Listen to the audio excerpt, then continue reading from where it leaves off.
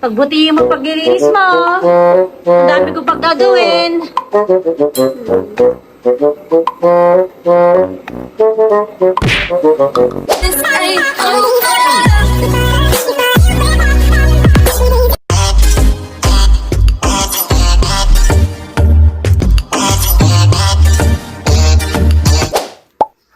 Ito na yung kapalit nitong, naalala niyo yung ito.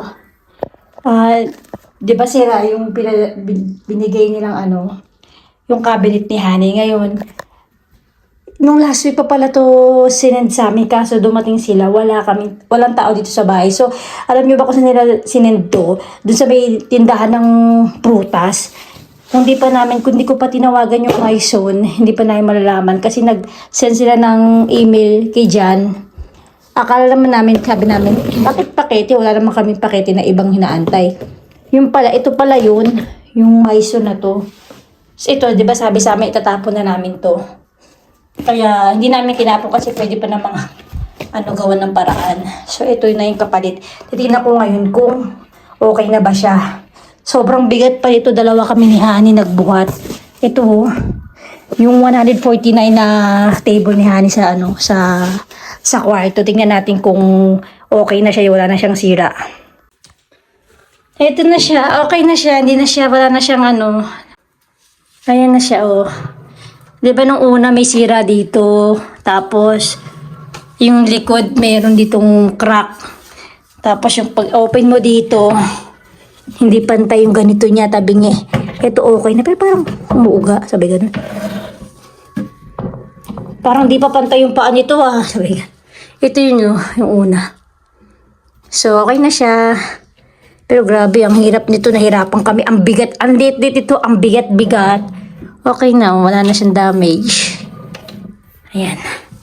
Pero yung devolution namin, di pa nila binabayaran, tagal-tagal na. 1 month na, almost 1 month na di pa nila binabalik yung binili naming taburete dito. Naalala niyo yung binalik namin na upuan dyan dahil sobrang taas. Hindi pa nila nababalik yung bayad. Unbox natin tong combo robot. Itong ating vacuum. Nung pa namin ito binili, February pa yata. Kasabay siya ng mga washing, ng ref. Pero ngayon ko lang siya i-unbox. Robot, combo robot, plus auto empty dock. Ayan, meron siyang lagayan sa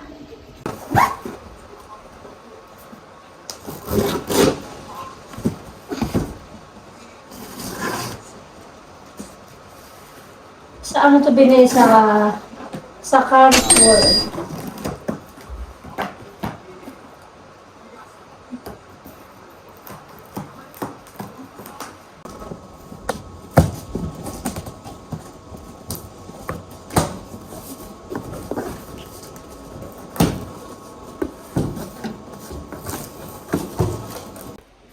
Do not install map pad during setup. Move. I-remove mo daw. Number 2. Sasaksak mo. Number 3. Application pa pala siya. Safety guide. Ito siya. Ito. What is this? Yun. Charan!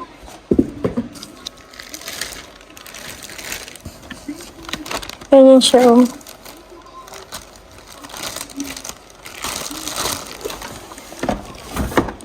Ay! Ang saksakan.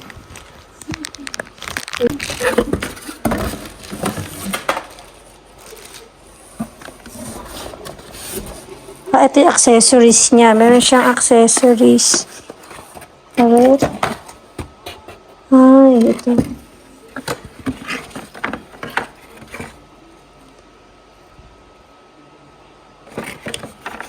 Kasama siya, accessories. Tapos ito yung pinaka yung ating robot. Uy! Clear view. Forget about emptying for months.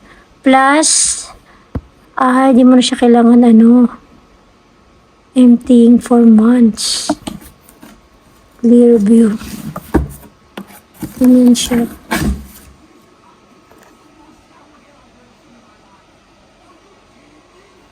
Power. Number 1. Tanggalin daw yung nasa gilid.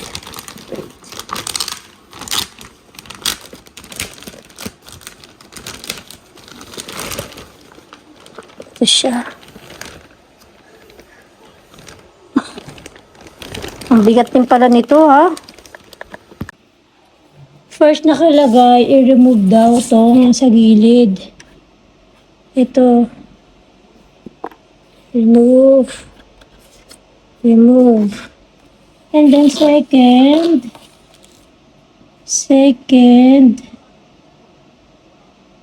ayan, muna siya. Sasaksak mo na siya. Ayun, nakasaksak na siya. Doon ko siya nilagay. And then, nakalagay dito. Ilalagay mo to.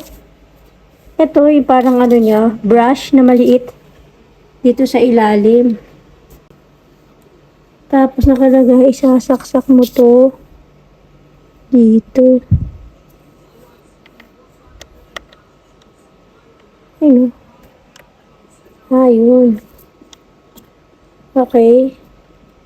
And then i-attach mo na siya doon sa niya, machine. Ito pala siya, may brush pa siya dito. Ito yung nag-brush. Ito yung wheels. Here. Ayan, nalagay na natin yung brush. Tapos sunod, ilalagay ito. I-attach na siya dito. Paano siya i-attach? Dito. Ayan, i-attach daw. Ayan, nag-lights na siya. Powering on. Charging. Sasalita siya. Do not install mapa during setup.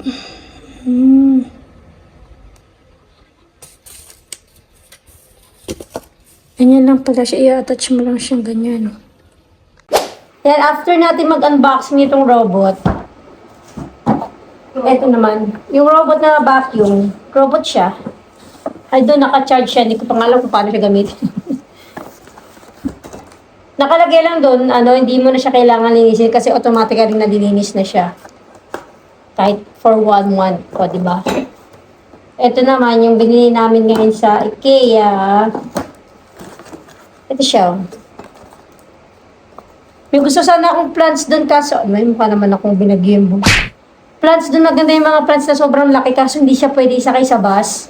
Eh, ang layo naman kasi na pinunta namin Alcorcon. Eh, kung mag-Uber, baka masyadong mahal. Titingin na lang ako dito sa Leroy meron, di ba, ng halaman. Gusto ko kasi maglagay ng plants dito na malaki eh. Dito sa sala namin. Ito naman yung lagay ng plants. Tapos bukas darating yung diyan parang binili namin na Eh, wala pala silang carpet na grass doon. Meron. Siya, square. So, ang mahal, 44, almost 45 euros. Pero ang liit lang niya, ganun lang siya. Hindi ko alam kung ilang piraso yun. Gusto ko yung parang nakarolyo na siya, yung carpet na grass. Ilalagay ko dun sa Ito yung binili namin na, ina-assemble na naman pala to. Ito naman yung lagay ng plants. Ito sa IKEA. Lang siya, mura lang siya, 17.99, 18. Ito hindi ko alam, parang sa 100 algo, 180 yata. Ito hindi ko na maalala tong robot. Yan. So, ito naman yung sa plants. Kasi ina-assemble pala to. Ano ba yan? Ina-assemble siya.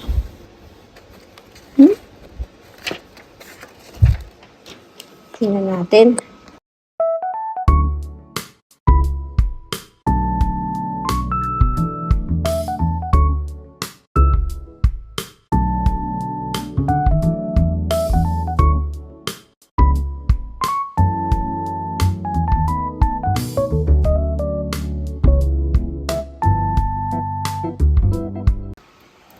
Ayan, ko na siya.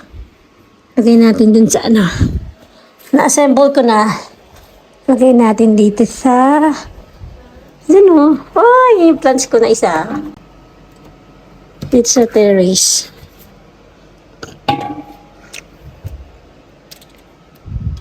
Ayun yung isa. Gusto ko madaming plants eh. Ito pala na dapat sa gilid. Pantay ba? Oh, di ba? Meron din yung parang wood siya, pero mas mahal. Ito mas, ano to eh, affordable. Tanggalin natin to dito. Ito, pangkanto siya eh. Pangkanto siya, oh. Pag ganyan siya, di ba? Ito yung ano namin. Yung mga plants ko. Kaso malaki naman yung mga ano. Power. O, di ba? Tapos ito. Ito yung pandilig ko. Ang cute. Diba, lagay mo na natin dyan. Ay! Power. Tingnan natin. Lagay muna natin ito dito. Ayun siya. Ito, bibili pa kami ng ganito. Gusto ko yung malaki talaga na ano, na plants. Ang ganda niya. Ito yung dati.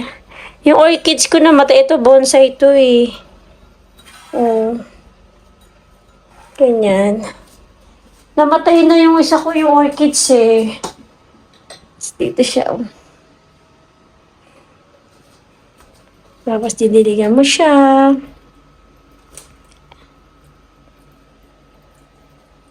Ito sa IKEA lang din tong ano. Ito dati may flowers to na red. Kaso namatay. Ito walang ato bonsai. Ay, di ba nabasa yung ano. Meron pala ako isang plants pero nasa banyo namin. Kasi pang banyo lang yung style niya eh. O, di ba? Ang ganda. Tapos lalagyan ko to ng carpet na damo. And then, walang pa ng ano yung mga nakasabit na plants dito. Paglalagay tayo dito ng nakasabit na plants. Ito tatanggalin ko to sa ano to screen. Diba? Ganda. Walang pa ako ng plants dito.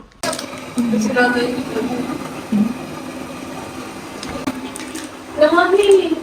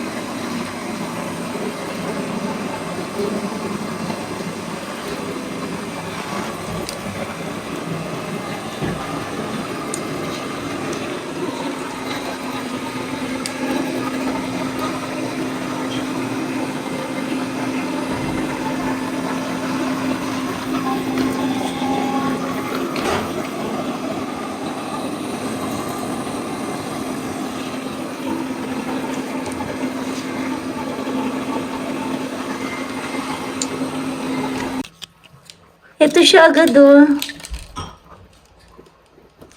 Paano ba to, Day? Ang dumi niya agad oh. Ang dumi ah. Ayun oh. Ayun oh, may tubig siya agad. Ay, may tubig. Nakuha niya oh, buhok. Ang dami.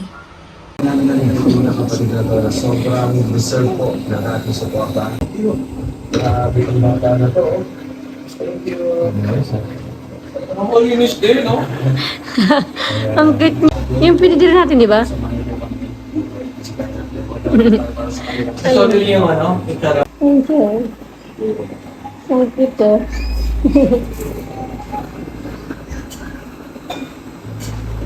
Pero hindi naman talaga yung lahat ng kasulok-sulukan na ano niya. Siguro i-ano mo dito, i-edit mo dito sa ano, cellphone. Para mo ano. Pwede siyang map, pwede siyang bakit. Dito sila kusina.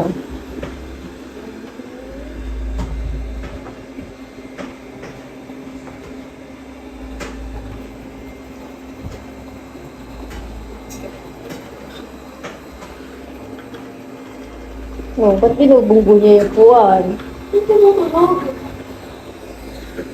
Ay, naglilinis siya.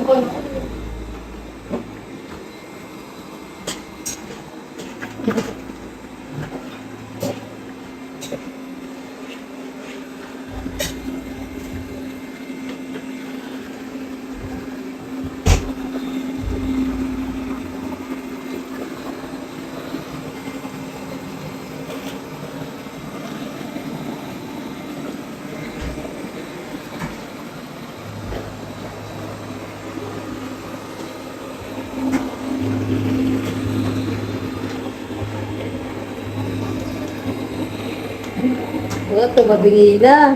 Wala. Wala na ano yung basahan. Oh, stop na.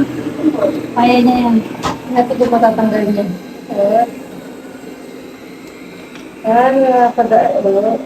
Sino ka po ka? Hindi. Ito mag-isa lang siya.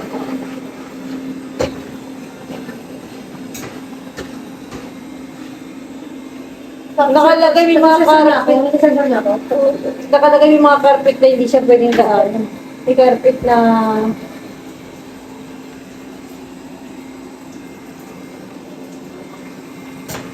nakalagay hindi mo siya kailangang iwasan kasi naaayon niya. Kanina yung paano na ang tagal niya.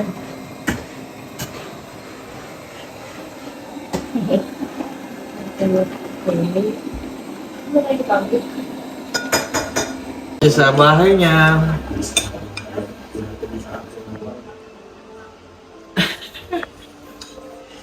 Ano tayo may aso dyan ah?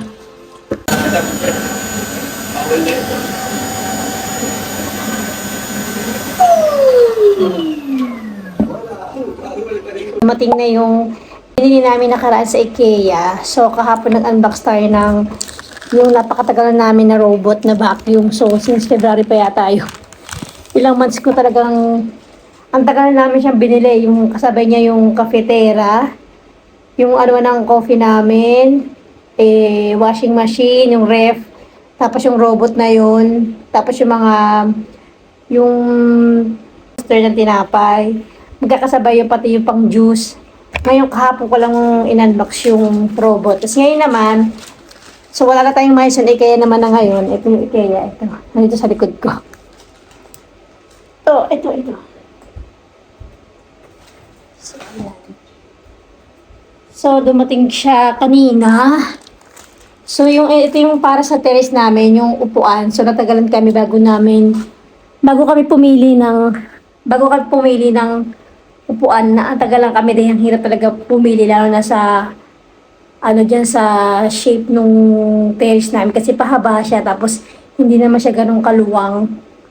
So nahirapan ako pumili ng upuan. So finally nakabili na kami ng parang sa terrace pero hindi pa rin kompleto kasi wala pa kami nung ilalagay ko na grass na carpet.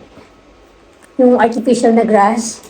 So open muna natin tong binili namin yung table, saka yung dalawang chair. Ito yung table, kasi yan siya, i-assemble pa. Ito yung para mag-assemble nito. Ito yung IKEA.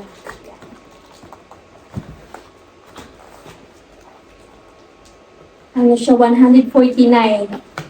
So, ka-price niya yung table ni Honey sa kwarto. Yung sa Maison. Kaso ito IKEA na to, sobrang layo lang kasi nito, ang hirap pumunta dito dahil nga pag nag-renfe ka, magwamas ka pa, wala siyang medyo malayo, hindi mo siya pwedeng nakarin. So ito siya.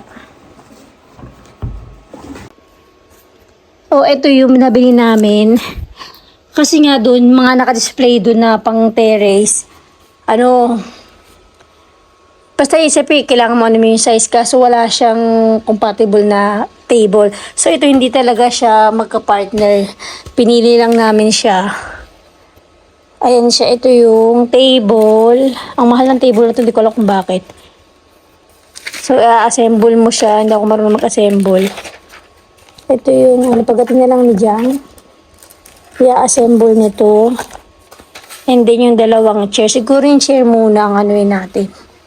Baka yung chair madali lang i-assemble. Ito yung chair. Yung chair naman, nagkakahalaga siya ng parang 36 isa. 36 ba o 56? Wait. Nagkakahalaga siya ng 59 pala. 59 isa. Tapos ito naman yung pinaka-foam niya. 18 ang isa. So, dalawa, 36. Tapos ito, yung chair, pinaka-wood, 59 isa. So, 118 yung dalawa. Ganyan siya. Ito, saka ito. Tingnan natin.